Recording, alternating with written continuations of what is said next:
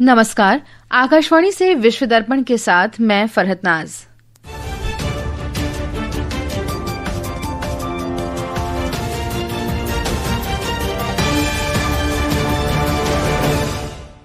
प्रधानमंत्री नरेंद्र मोदी ने कहा, भारत और अमेरिका घनिष्ठ मित्र और स्वाभाविक साझेदार हैं। अमेरिकी राष्ट्रपति डोनाल्ड ट्रंप ने प्रधानमंत्री मोदी से बातचीत के लिए उत्सुकता व्यक्त की। नेपाल में प्रदर्शनकारियों के प्रतिनिधियों ने सेना प्रमुख से सैन्य अड्डे पर मुलाकात कर अपने मुद्दे उनके समक्ष रखे। इजरायली सेना ने कतर की राजधानी दोहा में शीर्ष हमास नेताओं पर हत्या के प्रयास की पुष्टि की। और एशिया कप क्रिकेट में अफगानिस्तान ने उद्घाटन मैच में हांगकांग को 94 रनों से हराया। भारत का सामना आज मेजबान यूएई से। और अब समाचार विस्तार से। प्रधानमंत्री नरेंद्र मोदी ने कहा है कि भारत और अमेरिका करीबी दोस्त और स्वाभाविक साझेदार हैं। सोशल मीडिया पोस्ट में श्री मोदी ने विश्वास व्यक्त किया कि दोनों देशों के बीच व्यापार वार्ता से भारत अमेरिकी साझेदारी की असीम संभावनाओं के द्वार खुलेंगे। उन्होंने कहा कि दोनों देशों के दल वार्ता को जल्द से जल्द निष्कर्ष तक पहुंचाने के लिए काम कर रहे हैं। प्रधानमंत्री ने उज्जवल और अधिक समृद्ध भविष्य के लिए राष्ट्रपति ट्रंप के साथ मिलकर काम करने की आशा प्रकट की। इससे पहले अमेरिका के राष्ट्रपति डोनाल्ड ट्रंप ने कहा था कि भारत के साथ व्यापार बाधाओं को दूर करने के लिए बातचीत जारी रहेगी। Social media platform truth social पर पोस्ट में श्री ट्रंप ने आने वाले हफ्तों में अपने बहुत अच्छे दोस्त प्रधानमंत्री मोदी से बात करने के लिए उत्सुकता प्रकट की। राष्ट्रपति ट्रंप ने आशा व्यक्त की है कि हमारे दोनों महान देशों के लिए सफल निष्कर्ष पर पहुंचने में कोई कठिनाई नहीं होगी। नेपाल में आंदोलनकारी युवाओं और सेना के बीच मध्यरात्रि में जंगी अड्डा स्थिति सैन्य मुख्यालय में बातचीत हुई। सूत्रों के अनुसार आंदोलनकारी युवाओं के विभिन्न समूहों के प्रतिनिधियों ने देर रात सेना प्रमुख अशोक राज सिगडेल से मुलाकात की और अपने मुद्दे उनके समक्ष रखे। सेना के वरिष्ठ अधिकारी ने इसे किसी औपचारिक वार्ता की जगह युवाओं के विचारों को समझने का प्रारंभिक प्रयास बताया। एक रिपोर्ट। सेना ने देश में सुरक्षा की वर्तमान चुनौतियों को देखते हुए विशेष प्रबंध शुरू कर दिए हैं। सेना ने सभी समुदायों से लूटपाट, आगजनी और उपद्रवी गतिविधियों पर नियंत्रण के लिए सक्रियता से सहयोग करने की अपील की है। सेना के अनुसार काठमांडू के बानेश्वर में राष्ट्रीय वाणिज्य बैंक में लूटपाट की घटना में शामिल 5 लोगों को गिरफ्तार कर लिया गया है। भाट भटेनी सुपरमार्केट, होटल हयात और बौद्ध क्षेत्रों सहित काठमांडू और भक्तपुर के अलग अलग इलाकों में लूटपाट की घटनाओं में शामिल 21 और लोगों को भी गिरफ्तार किया गया है। वे लोग मौके का गलत तरीके से फायदा उठा रहे थे। नेपाल से श्वेता सिंह की रिपोर्ट के साथ विश्व दर्पण के लिए मैं मुकेश कुमार बल। प्रधानमंत्री मोदी ने नेपाल के घटनाक्रम पर चर्चा के लिए कल केंद्रीय मंत्रिमंडल की सुरक्षा समिति की बैठक की अध्यक्षता की। श्री मोदी ने एक सोशल मीडिया पोस्ट में कहा कि नेपाल में हिंसा हृदय विदारक है। उन्होंने नेपाल में युवाओं की जान हानि पर अपनी पीड़ा व्यक्त करते हुए कहा कि नेपाल में स्थिरता, शांति और समृद्धि अत्यंत महत्वपूर्ण है। श्री मोदी ने नेपाल के लोगों से शांति के प्रयास को समर्थन देने की अपील की।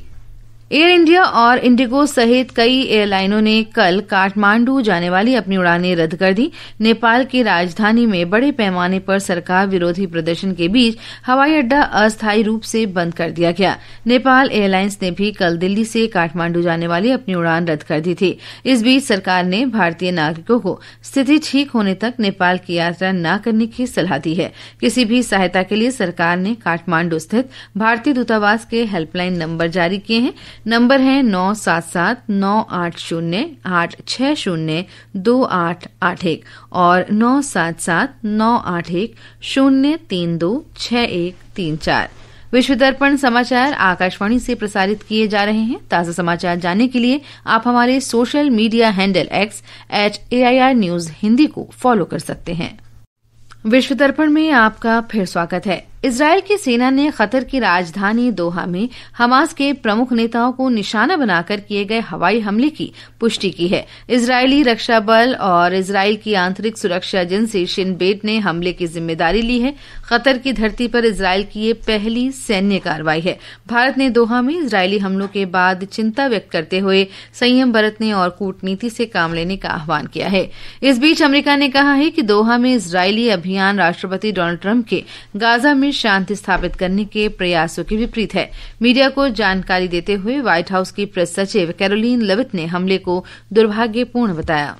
Unilaterally bombing inside Qatar, a sovereign nation and close ally of the United States that is working very hard and bravely taking risks with us to broker peace, does not advance Israel or America's goals. However, eliminating Hamas, who have profited off the misery of those living in Gaza, is a worthy goal.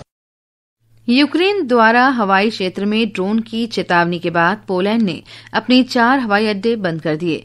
Poland के सशस्त्र बलों के operational commander ने कहा कि हवाई क्षेत्र की सुरक्षा सुनिश्चित करने के लिए सभी आवश्यक उपाय शुरू कर दिए गए हैं। हवाई अड्डों को बंद करने की कार्रवाई पोलैंड सीमा के पास यूक्रेनी शहरों पर रूस के ड्रोन हमले शुरू करने के बाद की गई है। पोलैंड और नाटो विमानों को तैनात किया गया है। अधिकारियों ने बताया कि सुबह हवाई क्षेत्र में परिचालन शुरू कर दिया गया। ईरान और अंतर्राष्ट्रीय परमाणु ऊर्जा एजेंसी IAEA ईरानी संप्रभुता का सम्मान करते हुए और ईरानी लोगों की सुरक्षा सुनिश्चित करते हुए अपने सहयोग को बढ़ाने पर सहमत हुए हैं। ईरानी विदेश मंत्री सैयद अब्बास अराक्ची ने ये बात दोहराते हुए कहा कि ईरान अपनी परमाणु नीति या अधिकारों से फिर कभी समझौता नहीं करेगा। उन्होंने कल मिस्र के विदेश मंत्री बद्र अब्देल्ती और IAEA के महानिदेशक राफेल ग्रासी के साथ संयुक्त संवाददाता सम्मेलन में इसकी घोषणा की। अमेरिका की सुप्रीम कोर्ट राष्ट्रपति डोनाल्ड ट्रंप द्वारा लगाए गए व्यापक वैश्विक टैरिफ पर दलीलें सुनने के लिए सहमत हो गई है। अदालत में मामले की सुनवाई के दौरान टैरिफ लागू रहेंगे। ये मामला अगस्त के अंत में वॉशिंगटन की संघीय अपील अदालत के विभाजित फैसले के बाद आया है। फैसले में पाया गया था कि ट्रंप ने टैरिफ लगाने के लिए अंतर्राष्ट्रीय आपातकालीन आर्थिक शक्ति अधिनियम का सहारा लेकर अपने अधिकार का अतिक्रमण किया है। और अब खेल जगत की खबरों के साथ हैं आनंद पाठक।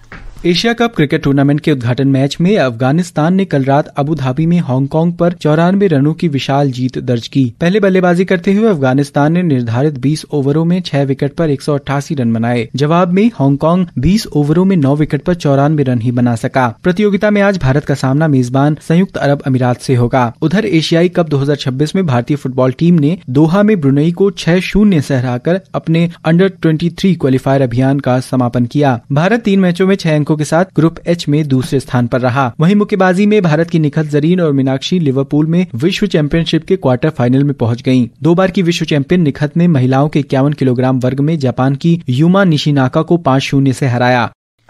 बलूच मानवाधिकार कार्यकर्ता मीर यार बलूच ने कहा है कि पूरे बलूचिस्तान में पाकिस्तानी सेना के खिलाफ प्रांत के लोगों का एक बड़ा विद्रोह शुरू हो गया है। मीर यार बलूच के अनुसार विरोध की ये लहर आतंकवादी संगठन ISI के विरोध में भड़की है। ISI ने 2 सितंबर को क्वेटा में बलूचिस्तान नेशनल पार्टी BNP की रैली पर आत्मघाती हमला करवाया था, जिसमें 15 बलूच लोग मारे गए थे और 35 अन्य घायल हो गए थे। पाकिस्तानी अधिकारी निजी विदेशी कंपनियों से प्राप्त व्यापक निगरानी उपकरणों के माध्यम से पत्रकारों और प्रमुख राजनेताओं सहित लाखों नागरिकों की जासूसी कर रहे हैं। Shadows of control, censorship and mass surveillance in Pakistan शीर्षक वाली रिपोर्ट में दावा किया गया है कि पाकिस्तान का बढ़ता निगरानी नेटवर्क चीनी और पश्चिमी दोनों तकनीकों का उपयोग करके विकसित किया गया है। भारत और श्रीलंका ने मन्नार के जिला सामान्य अस्पताल में दुर्घटना और आपातकालीन इकाई के निर्माण के लिए एक समझौता ज्ञापन पर हस्ताक्षर किया है। इसके लिए भारत ने 600 मिलियन श्रीलंकाई रुपए का अनुदान दिया है। MOU पर भारतीय उच्चायुक्त संतोष झा और स्वास्थ्य सचिव डॉ अनिल जसिंघे ने स्वास्थ्य मंत्री डॉ नलिंदा जैतसिका की उपस्थिति में हस्ताक्षर किए। इस परियोजना में 2 मंजिला इकाई का निर्माण और चिकित्सा उपकरणों की आपूर्ति होगी, जो आपातकालीन देखभाल में एक महत्वपूर्ण कमी को पूरा करेगी। इससे समय पर इलाज और अस्पताल में भीड़भाड़ कम होने से जान बचने की उम्मीद है। और अंत में मुख्य समाचार एक बार फिर। प्रधानमंत्री नरेंद्र मोदी ने कहा, भारत और अमेरिका घनिष्ठ मित्र और स्वाभाविक साझेदार हैं।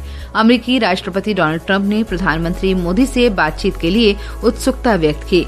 नेपाल में प्रदर्शनकारियों के प्रतिनिधियों ने सेना प्रमुख से सैन्य अड्डे पर मुलाकात कर अपने मुद्दे उनके समक्ष रखे।